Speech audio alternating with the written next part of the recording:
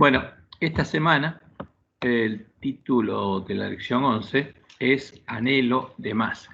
Y es un título muy interesante, ¿no? Porque ¿quién tiene anhelo? O sea, todos nosotros tenemos anhelos. Pero ¿anhelo de qué? ¿Deseo de qué? Y justamente ese anhelo, si estamos relacionados con el Evangelio, está relacionado con lo que conocemos y comprendemos del Evangelio. O sea, si conocemos las promesas de Dios, anhelamos que esas promesas se cumplan en nosotros, es porque tenemos fe en esas promesas.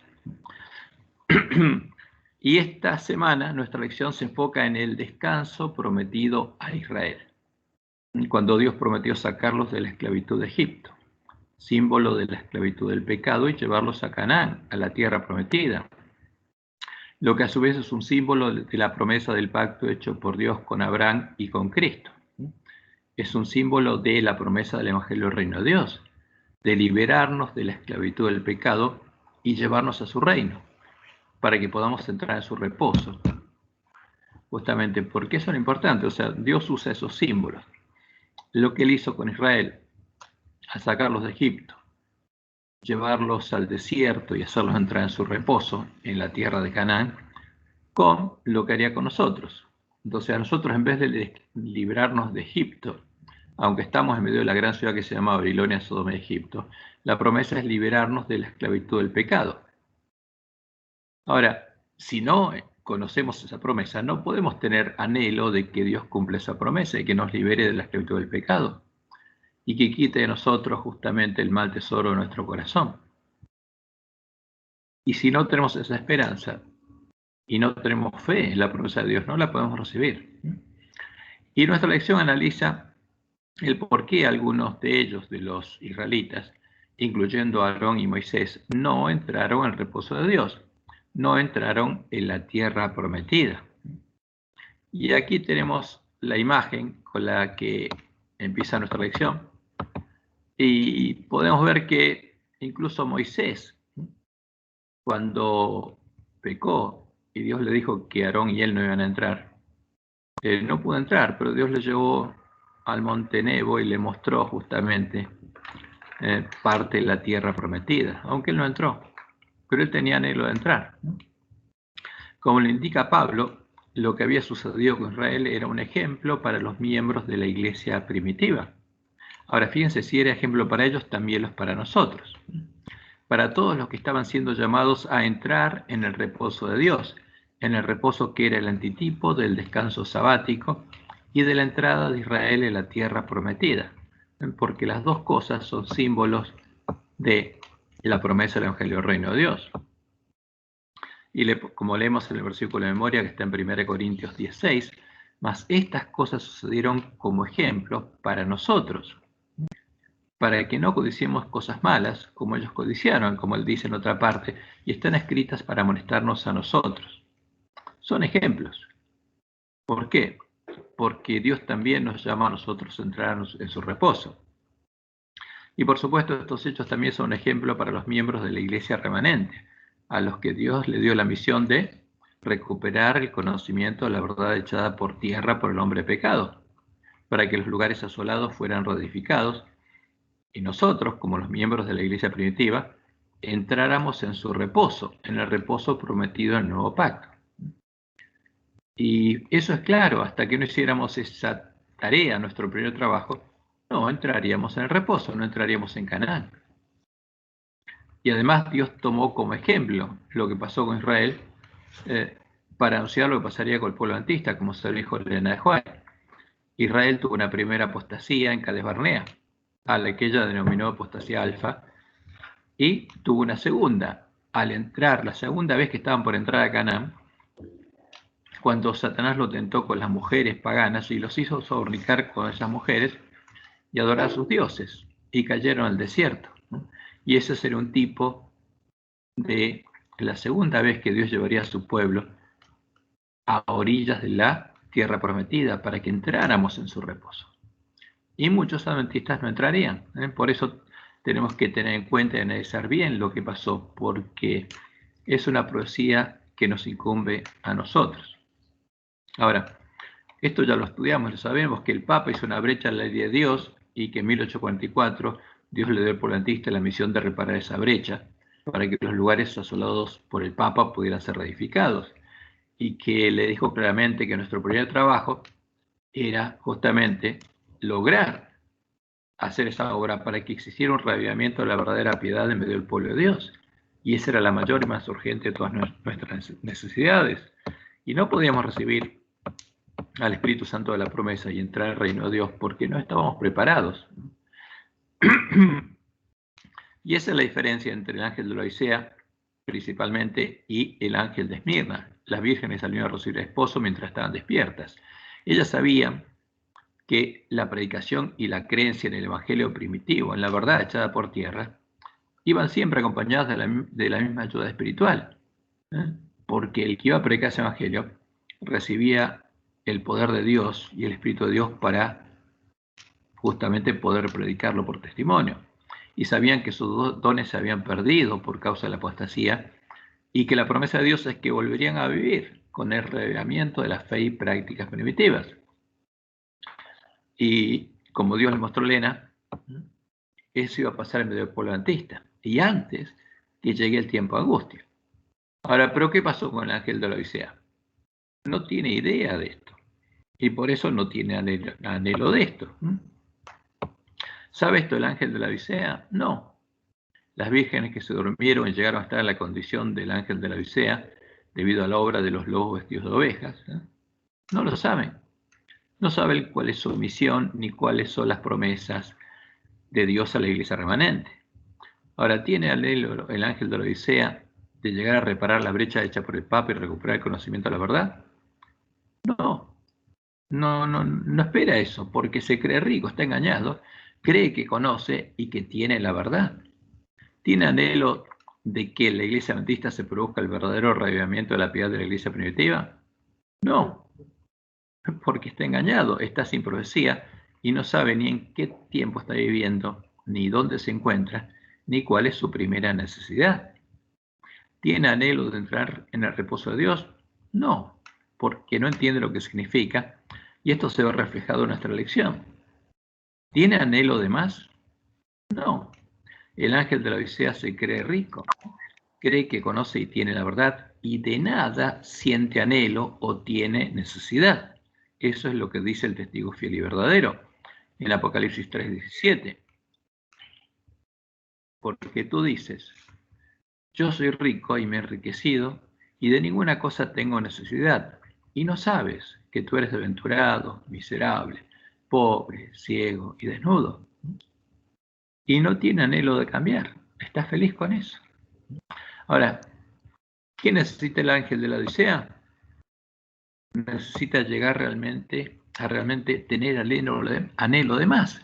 O sea, el título de nuestra lección es lo que necesita el ángel de la Odisea, tener anhelo de más, de recibir las promesas del verdadero evangelio, de poder lavar sus ropas en la sangre del cordero, de ser revestido de vestiduras blancas porque está desnudo. Tiene necesidad de entrar en el reino de Dios, en su reposo, de nacer de Dios.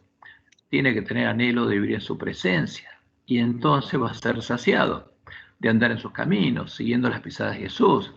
Anhelo de ser circuncidado en el corazón, de ser transformado a imagen de Jesús, de tener la ley de Dios escrita en la mente y el corazón, de tener oro refinado en fuego en su corazón, lo que Jesús le ofrece venderle, de tener la ley de Dios escrita en la mente y en el corazón, de tener justamente el nombre de Dios y el Cordero escrito en la frente, de reflejar, anhelo de reflejar plenamente la imagen de Jesús, de ser como Jesús, y poder iluminar la tierra con la gloria de Dios, para llamar a sus hermanos a salir de Babilonia y a entrar en el reposo de Dios, y de ese modo prepararle camino a la segunda venida de Jesús. O sea, tiene que tener anhelo de que Jesús venga, porque el que tiene anhelo de que Jesús venga pronto, tiene ganas de que esto pase, tiene ganas de leer, oír y guardar las palabras de la profecía. Por eso, en nuestro estudio de esta semana vamos a tratar de identificar y diferenciar claramente, con la ayuda de la palabra de Dios, cuál es el verdadero descanso prometido por Dios, de el descanso en el que cree el ángel de la Odisea, el descanso que aparece en el folleto de nuestra lección. Porque cuando vemos que se tratan estos textos y se los leemos sin entenderlos, bueno, es triste eso. Pero bueno, vamos a ver, tratar de entender qué significa justamente los textos que cita nuestra lección. Entonces, primero vamos a empezar por los tipos proféticos utilizados por Pablo y por el autor de Hebreos. La obra que Dios realizó al liberar a su pueblo de la esclavitud de Egipto en la primera Pascua. Pues recuérdense que la primera Pascua fue esa, la de la liberación de Egipto. Y después, para sustentarlo en el desierto y llevarlo a la tierra prometida, es un tipo de la obra que Dios prometió hacer en el tiempo del nuevo pacto. La promesa de librarnos de la esclavitud del pecado y llevarnos a su reino. Ahora, ¿quién es esclavo del pecado? ¿Por qué hay esclavos del pecado? ¿Qué significa ser esclavo del pecado? ¿Alguno de ustedes tiene idea? ¿Qué les parece? ¿Qué significa ser esclavo del pecado? Creo que el tema, en realidad el tema del pecado es un tema resuelto por Dios, y entrando en la dimensión de su amor, el tema del pecado está resuelto. Ahora, el pecado que Dios que para él es algo abominable, es la idolatría. ¿Por qué? Porque nosotros, al ser idólatras, estamos adorando a un Dios que no nos puede salvar. Entonces, estamos saliendo del alcance de su amor, y entonces, bueno, que nos salve el otro Dios. Ese es el punto, ¿no? Claro, ese es un problema. Se está acoplando el micrófono, Ricardo. Ahora, nosotros somos esclavos del pecado y no podemos librarnos. ¿Por qué? Somos esclavos de lo que tenemos en nuestra mente y en nuestro corazón. Es como en Jesús. El árbol malo, el mal tesoro de su corazón, ¿qué saca? Malas obras. Está acoplado tu micrófono, por favor. Claro. Ahí está acoplando con otro celular, parece. Sí. Pero puedo hablar.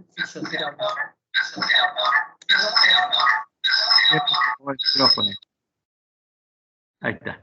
Entonces, fíjense que nosotros somos esclavos del pecado. ¿Por qué? Porque lo tenemos escrito en nuestra mente, en nuestro corazón, como dice Pablo en Romanos 8. Dice él, yo hallo este problema en mí. Hallo, ¿qué cosa? Que tengo la ley del pecado escrita en mis miembros. Miserable hombre de mí, dice. Ahora, y él se da cuenta que era esclavo del pecado. Y tenía hambre y sed de justicia. Y esa es la promesa de Dios, el que tiene hambre y sed de justicia será saciado.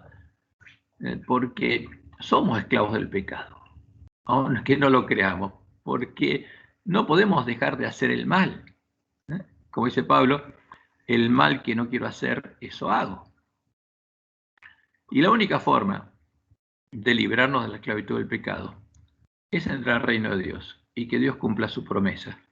Y Él nos guía a andar en sus caminos, nos haga andar en sus caminos y guardar por sus preceptos y ponerlos por obra, porque nosotros no podemos.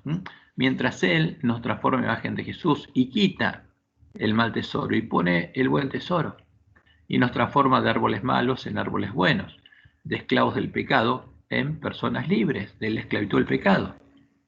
Y ese es el objetivo de llevarnos a su reino. Somos esclavos y Él nos puede librar. Y esa es la promesa. Porque esa es la verdadera esperanza, como dice Pablo en Romanos 5. La esperanza es que nosotros se vuelva a ver la gloria de Dios, que volvamos a reflejar la imagen de Dios. Y eso solo puede hacerlo un hijo de Dios. Entonces, esa es la promesa de liberarnos de la esclavitud del pecado. Porque somos esclavos del pecado. Y en el tiempo de Josué, fíjense en el tipo, los vencedores del pueblo de Israel entraron finalmente en Canaán. Entraron en el reposo prometido, pero había un reposo que ellos no habían alcanzado. Y era el antitipo del reposo que había alcanzado Israel al entrar en Canaán. Porque Dios llevó de Egipto a Canaán a su pueblo, lo libró de la esclavitud de Egipto, pero no de la esclavitud del pecado. Entonces tendría que hacer una obra similar. para librarlos de la esclavitud del pecado. Ahora, ¿cuál sería el reposo que le faltaba a Israel? Es el reposo que alcanzarían, empezando por los discípulos, todos los que entraran al reino de Dios, al lugar del santuario de Dios, representado en el antiguo pacto por el tabernáculo del desierto, construido de acuerdo al modelo que Dios le dio a Moisés, con las que eran figuras y sombras de las cosas celestiales, las figuras y sombras de, por ejemplo, de Jesús, del Mesías, y del santuario del nuevo pacto, del reino de Dios. Y este es el lugar a donde el pueblo de Dios sería llamado a entrar cuando se cumpliera la profecía anunciada de los sacrificios del santuario y esta profecía ya no estuviera más en pie. Porque, ¿qué es lo que pasaba? El pueblo de Dios tenía el santuario, Dios le dio la ley moral y la ley de la gracia, por la cual podía ser limpiados sus pecados y sus pecados trasladados al santuario. Pero habían entrado a Israel, pero había un lugar donde no podían entrar, a la presencia de Dios. Y Dios moraba en el santuario, en el tabernáculo, en el lugar santísimo, pero ellos no podían entrar ahí. Tampoco los sacerdotes podían entrar, solo el sumo sacerdote en el día de la expiación.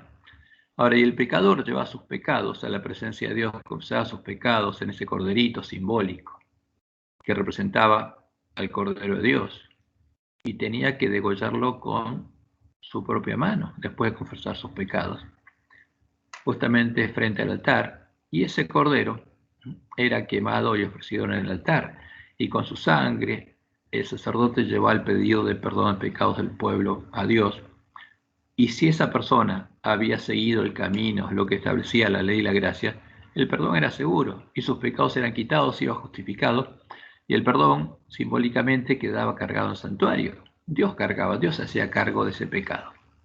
Por gracia, por amor.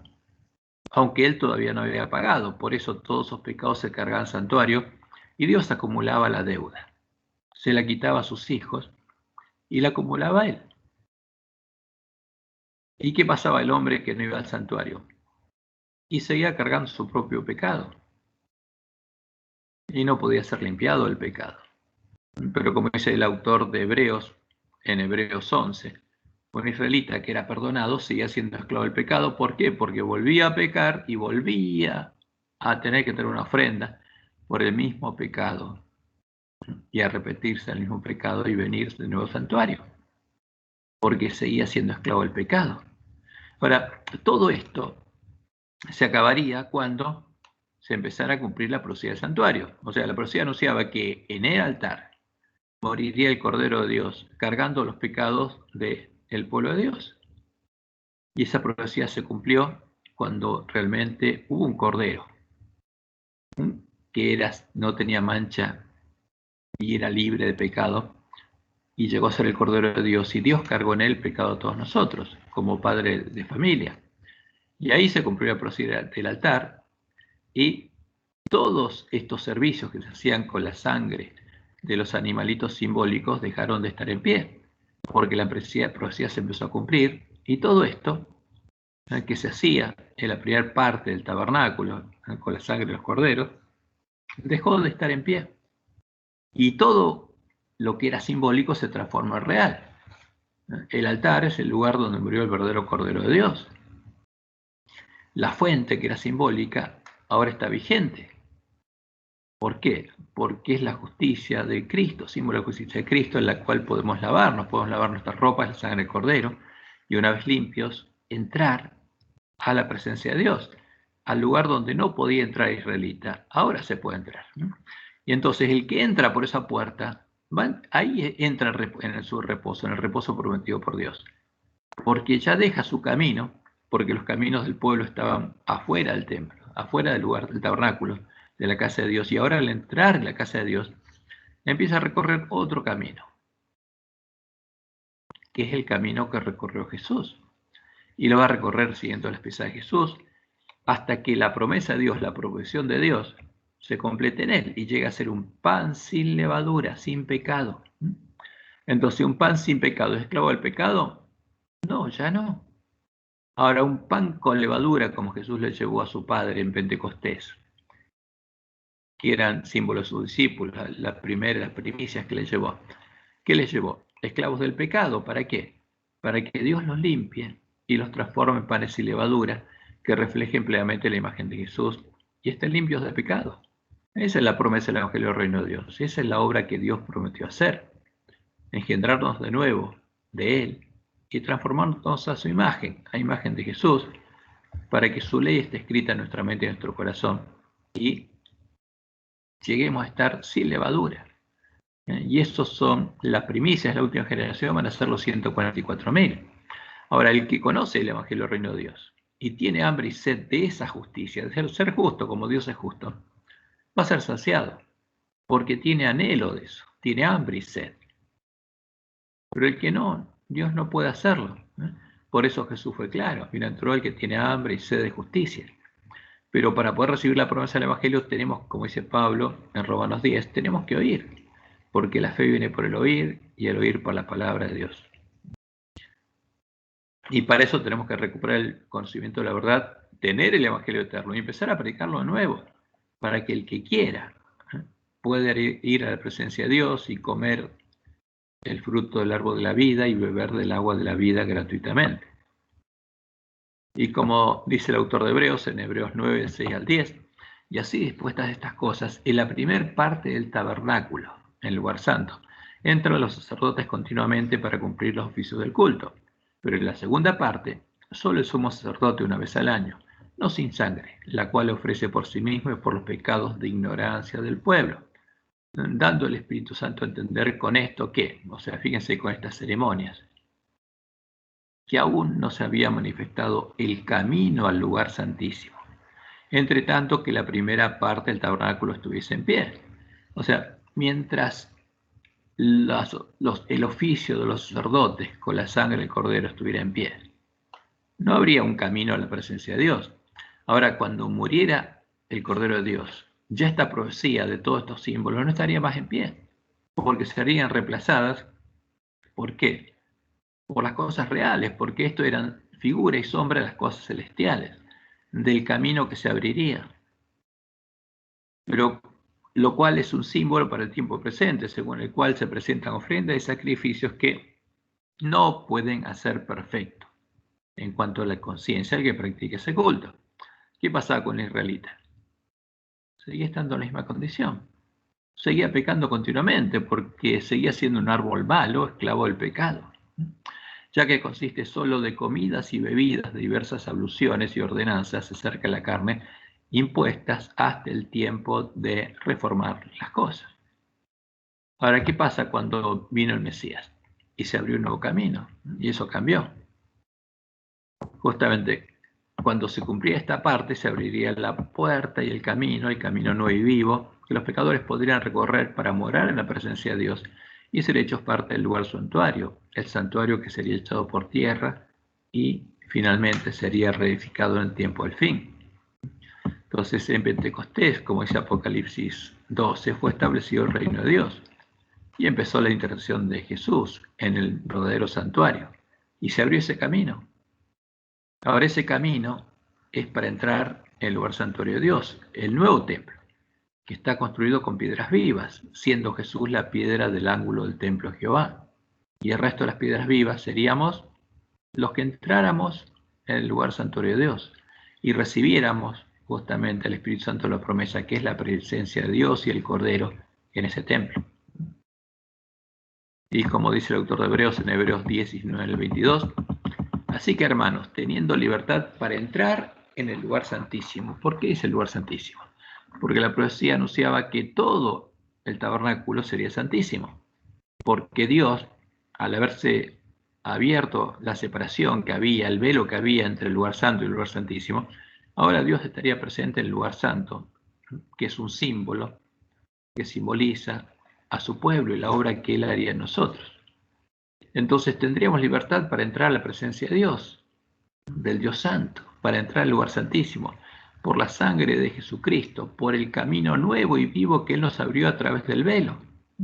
Esto es de su carne, y teniendo un gran sacerdote sobre la casa de Dios, acerquémonos con corazón sincero, en plena certidumbre de fe, purificados los corazones de mala conciencia, y lavado los cuerpos con agua pura. Entonces, cuando el autor de Hebreos habla de entrar, ¿a dónde dice entrar? En el reposo. En el templo de Dios, en la casa de Dios, ser hechos parte del templo de Dios, del lugar santuario de Dios que fue echado por tierra por el hombre pecado. Como leemos en Hebreos 3 y 4, de este reposo habla el autor de la carta de Hebreos, indicando que algunos de sus hermanos habían entrado en el reposo de la promesa y habían sido hechos parte del reino de Dios y el templo del nuevo pacto, el templo en el que oficiaba Jesús. Mientras había otros judíos que no habían querido entrar, ya ellos los estaba llamando a entrar. Mientras se dice hoy, mientras duraba el tiempo de gracia. Ahora, y esto es lo que dice Hebreos 3. Por tanto, hermanos míos, hermanos santos, participantes del llamamiento celestial, considerad al apóstol y sumo sacerdote de nuestra profesión, Cristo Jesús, el cual es fiel al que le constituyó, como también lo fue Moisés en toda la casa de Dios. Entonces acá está comparando cuál es la casa de Dios. Porque Moisés fue fiel en la casa de Dios, pero ¿en qué casa? En la simbólica. Porque de tanto mayor gloria que Moisés es estimado digno por cuanto tiene mayor honra que la casa el que la hizo. Porque toda casa es hecha por alguno, pero el que hizo todas las cosas es Dios. Y Moisés a la verdad fue fiel en toda la casa de Dios. ¿En cuál? La simbólica, la que era figura y sombra de las cosas celestiales, como siervo para testimonio de lo que se iba a decir, pero Cristo, como hijo sobre su casa, ahora sobre la casa del nuevo pacto, dice, la cual casa somos nosotros. Porque ese es el testimonio de los miembros de la iglesia primitiva. Ellos eran parte del templo de Jehová, el templo de Jehová en el nuevo pacto. Ellos eran la casa sobre la cual oficiaba Cristo. Como Moisés oficiaba en el tabernáculo del desierto, Cristo oficia sobre el templo del nuevo pacto que él edifica con piedras vivas. Y esa casa, dicen ellos, somos nosotros. Y esa tiene que ser el anhelo y la esperanza del pueblo de Dios. Y por supuesto, el que tiene esa esperanza va a ser saciado. Dice, si retenemos firme hasta el fin la confianza y el gloriarnos en ¿qué? En la esperanza. Porque si alguien conoce cuál es la esperanza, la va a recibir, la promesa. Porque esa es la esperanza de ellos. Por lo cual, como dice el Espíritu Santo, si oyereis hoy su voz, no endurezcáis vuestros corazones. Y eso le está predicando ¿a quién? A sus hermanos hebreos, para que acepten el Evangelio y puedan entrar al reino de Dios. Como en la provocación, en el día de la tentación en el desierto, donde me tentaron vuestros padres, me probaron y vieron mis obras 40 años, a causa de la cual me disgusté contra esa generación y dije, siempre andan vagando en su corazón y no han conocido mis caminos, por tanto juré en mi ira, no entrarán en mi reposo. Entonces hay muchos que no entraron en el reposo que recibieron los que entraron con Josué. Pero ahora hay un nuevo reposo que es más hermoso, que es la promesa hecha a Israel incluso en la ley, de circuncidar el corazón de sus hijos. Mirad, hermanos, que no haya, dice el autor de Hebreos, en ninguno de vosotros corazón malo de incredulidad, para apartarse del Dios vivo, como ellos hicieron, para que no pase lo mismo y no puedan entrar al reposo. Antes, exhortaos los unos a los otros cada día, entre tanto que se dice hoy. ¿Por qué? Porque si hoy Dios nos llama, hoy es el día en que tenemos que aceptar ese llamado. Y esa es la importancia. Porque hoy es el día. Para que ninguno de vosotros se endurezca por el engaño del pecado, porque somos hechos participantes de Cristo, con tal que retengamos firme hasta el fin nuestra confianza del principio. ¿Qué cosa? ¿Retengamos qué? Nuestra fe, porque el que oyó y creyó el Evangelio tiene que retener esa fe, esa confianza del principio. Entre tanto que se dice, si oyereis oí su voz, y predicarlo mientras es tiempo de gracia, no endurezcáis vuestros corazones como en la provocación. ¿Y qué dice en el capítulo 4? Porque la división la hicieron los hombres. Y sigue diciendo el autor de Hebreos, temamos pues, no sea que permaneciendo aún la promesa de entrar en su reposo, no en la tierra prometida, sino en el reino de Dios y ser hechos parte del templo de Dios. Algunos de vosotros parezcan no haberlo alcanzado, porque también a nosotros se nos ha anunciado la buena nueva, como a ellos. Entonces había dos promesas, y eran buenas nuevas, es el Evangelio. El Evangelio para el pueblo que está en Egipto, que fue llevado a Canaán, y el Evangelio para nosotros. El Evangelio eterno, el nuevo pacto, para que podamos entrar en el reino de Dios. Pero no les aprovechó el oír la palabra por no ir acompañada de fe en los que la oyeran. Porque esto es importante. Tiene que ir acompañada de fe en los que oyen. Entonces, el que oye la palabra de Dios, porque la fe viene por el oír y el oír por la palabra de Dios, tiene que tener fe. Y si no, no puede recibir la promesa. Y la fe lleva a que tenga el que cree la promesa, anhelo de recibir la promesa. Y va a pedirla. Pero los que hemos creído entramos en el reposo. Entonces acá hay una diferencia muy clara. Lo que está hablando el autor de Hebreos es del reposo en el que ellos habían entrado, no del futuro. Porque el ángel de la Odisea no entiende de qué se trata. Y muchos creen que se trata de algo futuro. Porque entrar ¿dónde? ¿En la iglesia? ¿Entrar en qué? Porque si el ángel de Odisea no conoce la promesa, no puede tener fe en la promesa. Pero los que hemos creído entramos en el reposo. De la manera que dijo, por tanto juré, mi ira no entrará en mi reposo, aunque las obras suyas estaban acabadas de la fundación del mundo. Porque en cierto lugar dijo así el séptimo día, y reposó Dios de todas sus obras en el séptimo día. Y otra vez aquí, no entrarán en mi reposo. Por lo tanto, puesto que falta que algunos entren en él. Porque no es el reposo de Josué, sino es el reposo que los esclavos del pecado obtienen al entrar al reino de Dios. Puesto que falta que algunos entren en él, y aquellos a quienes primero se les anunció la buena nueva no entraron a causa de desobediencia, otra vez determina un día, hoy, diciendo, después de tanto tiempo, por medio de David, como se dijo, si oyereis hoy su voz, no endurezcáis vuestros corazones. Ahora, el que escuche el Evangelio, el día que lo escucha es el día que Dios lo llama. Porque si Josué les hubiera dado reposo, no lo haría después de otro día. Por tanto, queda un reposo para el pueblo de Dios. Hay un reposo para el ángel de la Odisea, pero tiene que oírlo y creerlo, como hay un reposo para el pueblo que está en Babilonia. Porque el que ha entrado en su reposo también ha reposado sus obras como Dios de las suyas. O sea, el que entra al templo de Dios ya no anda más en sus caminos, anda en los caminos de Dios. Y Dios está con él, haciendo sus obras. Y justamente esta es la promesa que Dios le mostró a Joab en su primera visión para los adventistas del séptimo día.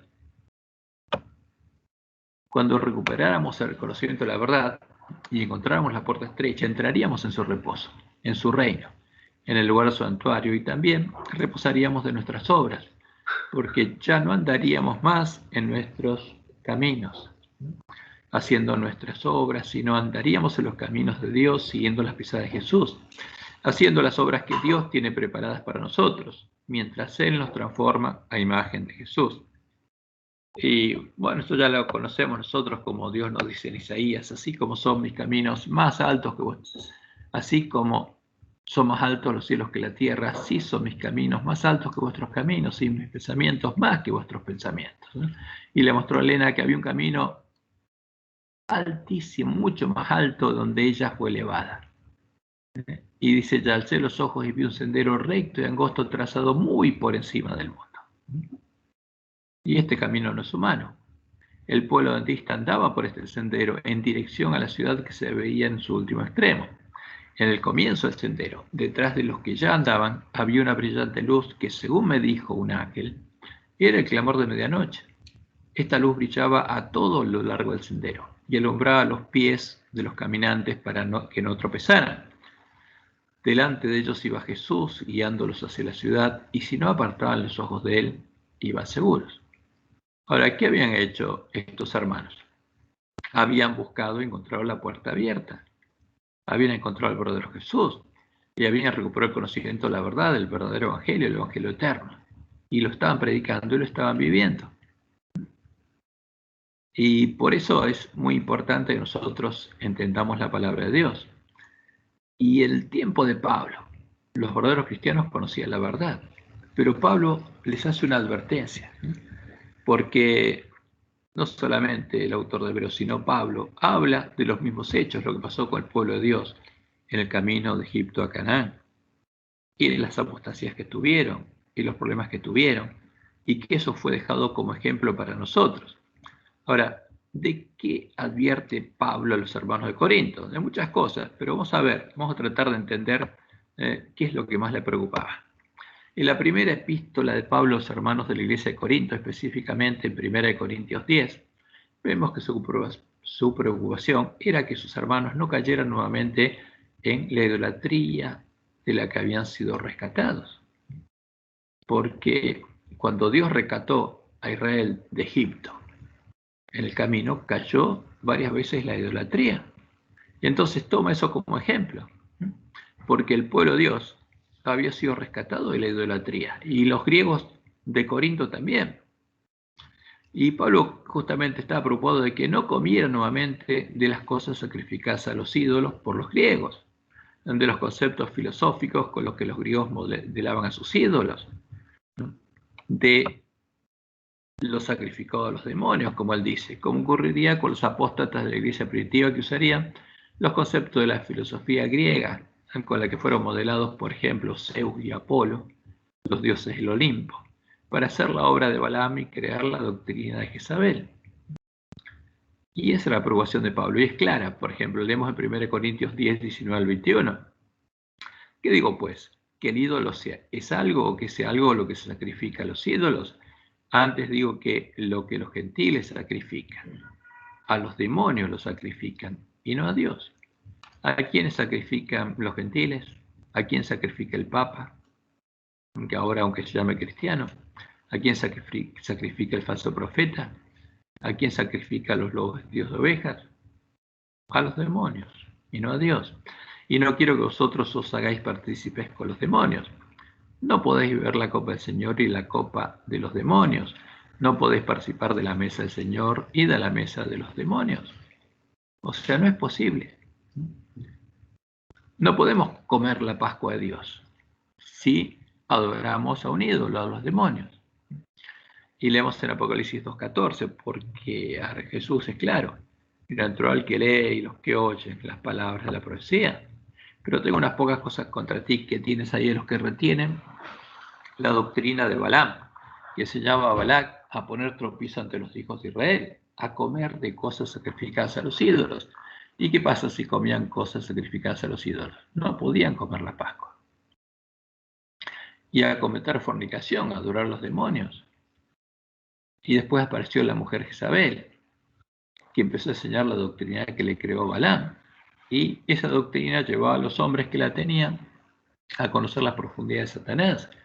Y vimos su fruto en la historia. Y Pablo estaba preocupado de esto, como les dice en 2 Corintios 11:4.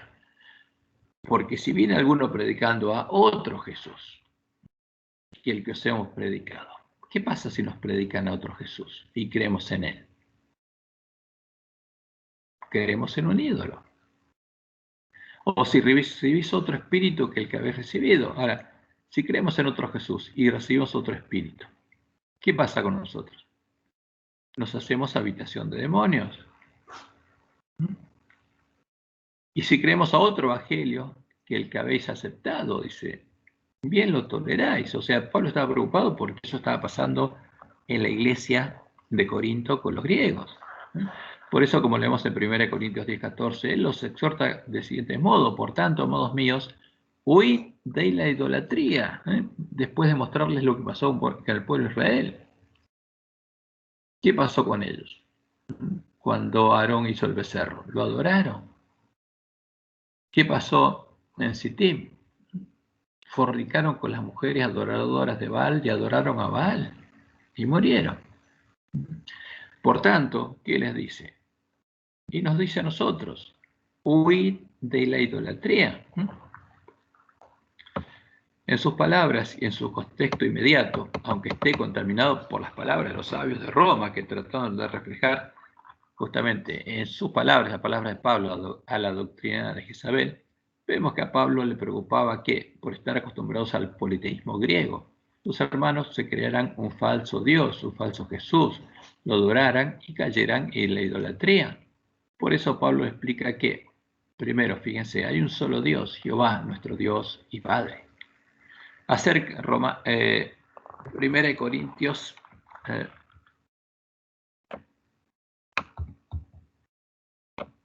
acá, ¿qué pasó? 8, 4 a 7. Acerca pues de las viandas que sacrifican a los ídolos. Sabemos que un ídolo nada es en este mundo y que no hay más que un Dios. Entonces, ¿qué pasaba para ellos? ¿Qué creían? Que habían 3 personas que eran Dios y dicen, no, no hay más que un Dios. Pues aunque haya algunos que se llamen dioses, sea en el cielo o en la tierra, como hay muchos dioses y muchos señores, porque eso es el paganismo. Para nosotros, sin embargo, solo hay un Dios, el Padre. Entonces, ¿qué dice Pablo? Para nosotros solo hay un Dios, el Padre, del cual proceden todas las cosas y nosotros somos para Él, y un Señor Jesucristo. Y acá hay un párrafo que viene del credo de Nicea. Entonces, ¿qué dice Pablo? Hay un solo Dios, y hay un solo Señor, un solo Mesías. Pero no en todos hay este conocimiento. ¿Por qué? Porque algunos, habituados hasta aquí a los ídolos, comen como sacrificados a los ídolos, y su conciencia, siendo débil, se contamina. ¿Por qué? Porque ahora empieza a creer en otro Jesús y en otro Dios. Y el paganismo se mete en sus mentes y empieza a crearse el Olimpo cristiano, como hicieron al tiempo de la apostasía. Y en 1 Timoteo, Pablo es claro, 1 Timoteo 2:5, porque hay un solo Dios y un solo mediador entre Dios y los hombres. ¿Quién? Jesucristo hombre, no Jesucristo Dios. ¿Y quién es Jesucristo hombre? Y eso les empieza a explicar después, porque Pablo se lo explica, para que no caigan en la idolatría. Y que dice Jehová. Fíjense, porque esto es lo que Dios dice, así dice Jehová, Rey de Israel y su Redentor. ¿Quién es Jehová? Es el Rey y el Redentor de Israel. Por eso Jehová es el que se hizo hombre. Jehová de los ejércitos. Yo soy el primero y yo soy el posterior, y fuera de mí no hay Dios. No hay más que un solo Dios, una sola persona que es Dios. Y quien proclamará lo venidero, lo declarará y lo pondrá en orden delante de mí, como hago yo. Y nos habla en primera persona singular, como desde que establecía el pueblo antiguo, anúnciales lo que viene, lo que está por venir. No temáis, ni os amedrentéis. No te lo hice oír desde la antigüedad y te lo dije. Luego vosotros sois mis testigos. No hay Dios sino yo. ¿Quién dice eso? Jehová. Que habla en primera persona singular. No hay Dios sino yo. Una sola persona. No hay fuerte. No hay otro que tenga mi naturaleza. No conozco ninguno. O sea, no hay otra persona con nuestro Dios y Padre que sea Dios. Él no conoce a ningún Dios Hijo ni a un Dios Espíritu Santo. Y eso es claro, a la ley al testimonio. El que no dijere conforme a esto es porque no le ha amanecido. Y ese es el tema. Entonces, como dice Pablo, si nosotros adoramos a un ídolo, como empezaron a adorar los apóstoles en el tiempo de la iglesia primitiva, ¿qué va a pasar? Que vamos a recibir otro espíritu. Y va a pasar lo mismo que pasa con el Papa con nosotros. Y después le dice que Jesucristo hombre, no es otra persona que es Dios. Jesús es Jehová, es la roca que guió a Israel de Egipto a Canaán. Y eso se lo dice claramente, justamente para que puedan huir de la idolatría. Y no crean que hay muchos dioses. No hay 2 ni 3. Porque no quiero, hermanos, que ignoréis que nuestros padres todos estuvieron bajo la nube, y todos comieron el mismo alimento espiritual, y todos bebieron la misma bebida espiritual, porque bebían de la roca espiritual que los seguía, y la roca era Cristo. ¿Quién los guiaba? Jehová. ¿Quién es la roca? Es Jehová. ¿Y quién es Cristo? Es Jehová. Y es claro, Pablo. Y estas cosas les acontecieron como ejemplo y están escritas para amonestarnos a nosotros, a quienes han alcanzado los fines de los siglos. Por tanto, amados míos, huid de la idolatría. Ahora, el que no cree que Jesucristo es Jehová el Señor, y adora a un Jesús que no es Jehová. Está adorando un ídolo. Como leemos en Deuteronomio 32, del 3 al 6. Porque el nombre de Jehová proclamaré, engrandeced a nuestro Dios. Él es la roca. ¿Y quién dice Pablo que es Jesús? Es la roca. ¿Y quién es la roca? Es Jehová. No es el tu Padre que te creó, Él te hizo y te estableció. Entonces el que no cree, como Pablo, que hay un solo Dios, y que Jesús es ese Dios que es Jehová, que es la roca hecho hombre, adora un ídolo y cayó en la idolatría. Porque Jehová, nuestro Dios y Padre, el Dios fuerte, el Padre eterno, es el que se hizo hombre para salvarnos. Y como Él dice, este es el misterio de la piedad. Indiscutiblemente grande es el misterio de la piedad. Dios, ¿cuál Dios? El único Dios verdadero, Jehová. Fue manifestado en carne, justificado en el Espíritu, visto de los ángeles, predicado a los gentiles, creído en el mundo, recibido arriba en gloria. Y la profecía era clara.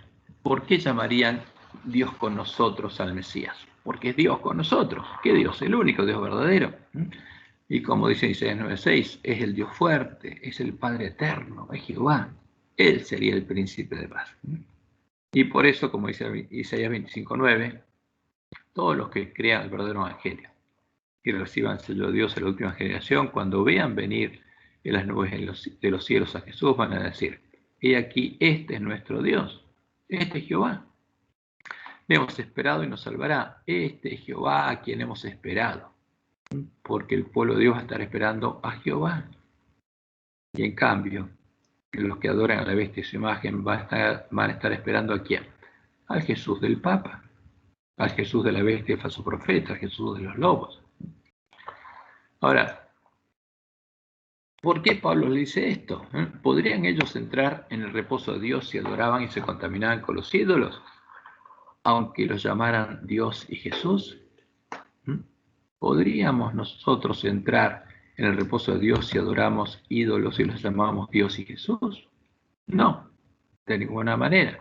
Por eso, como nos llama a nosotros, Dios los había llamado a deshacerse de todas las cosas que los contaminaban para poder entrar en su reposo, en su reino, en el lugar de su santuario, en el nuevo pacto. Y ese es el llamado, justamente, el autor de Hebreos y de Pablo, como leemos en 2 Corintios 6, 14 al 18. No os unáis en yugo desigual con los incrédulos, porque ¿qué es compañerismo? Fíjense, ¿tiene la justicia con la injusticia? ¿Y qué comunión? La luz con las tinieblas. O sea, ¿podemos tener compañerismo y comunión con la gente que está en Babilonia si no sale de Babilonia? ¿Y qué concordia? Cristo con Belial. ¿Y qué concordia Jesús verdadero con el falso? ¿O qué parte el creyente con el incrédulo? ¿Y qué acuerdo hay entre el templo de Dios y los ídolos? ¿Por cuál es el templo de Dios? El nuevo pacto. Porque vosotros sois el templo del Dios viviente.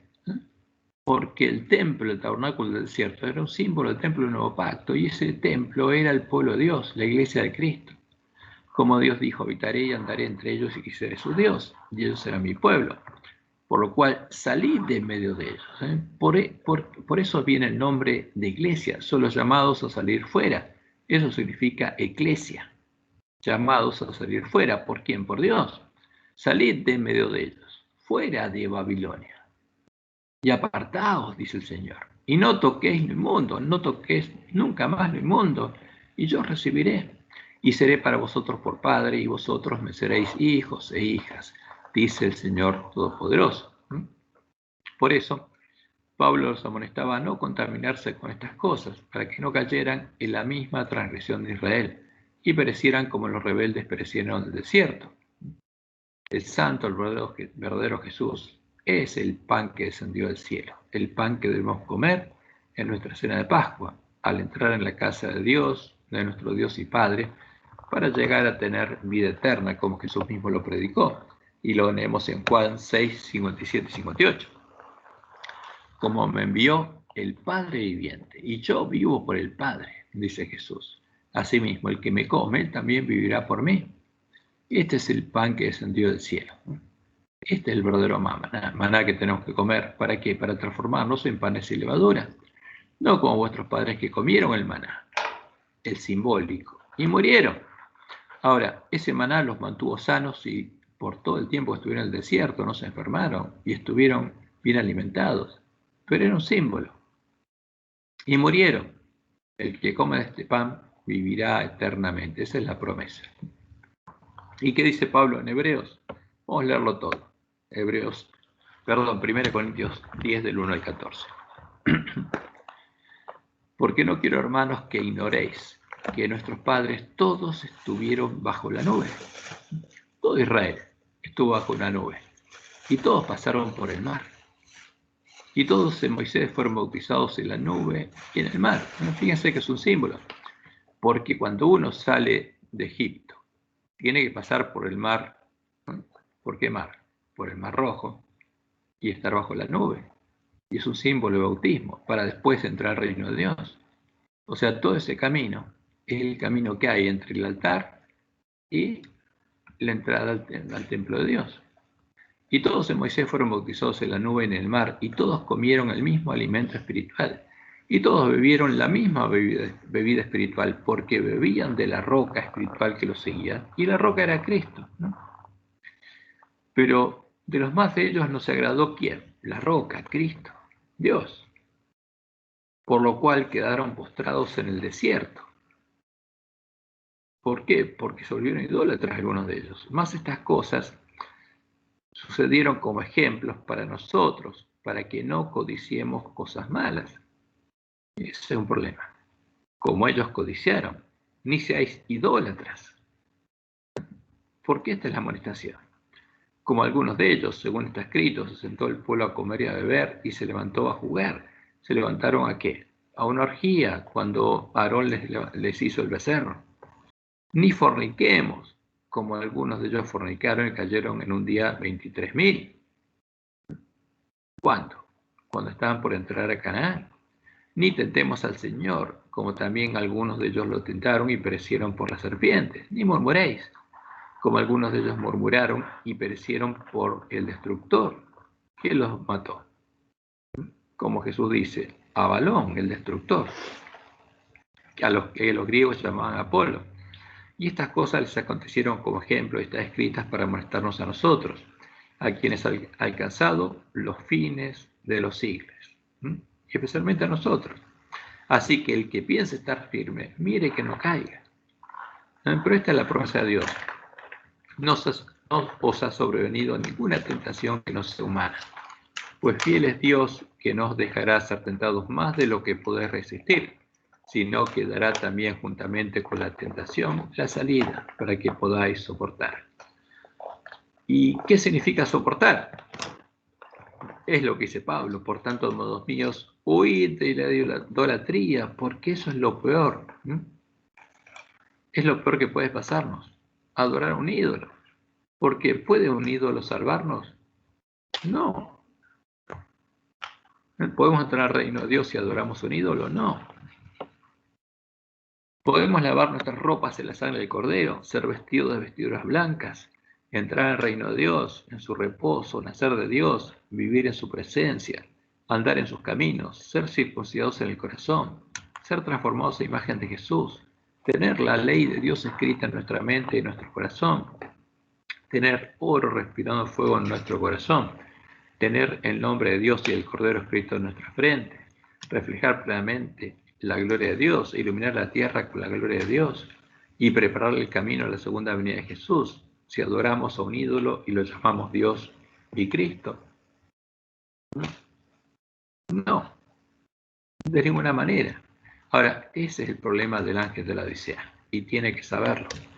Por eso Dios le manda al profeta Elías, para que conozca la verdad y tenga anhelo de la promesa, la verdadera promesa de Dios. Y esa es nuestra misión. Eso significa darles el verdadero tiempo a nuestros hermanos, el verdadero alimento, la verdadera comida y la verdadera bebida, no la comida y la bebida de los borrachos. Y esa es nuestra misión. Que Jehová los bendiga y los guarde y los guíe a toda verdad y, por supuesto, a andar en sus caminos y a hacer sus obras. porque lo que Dios nos pide ahora es que le demos el alimento a tiempo a nuestros hermanos. Que tengan un hermoso y feliz sábado.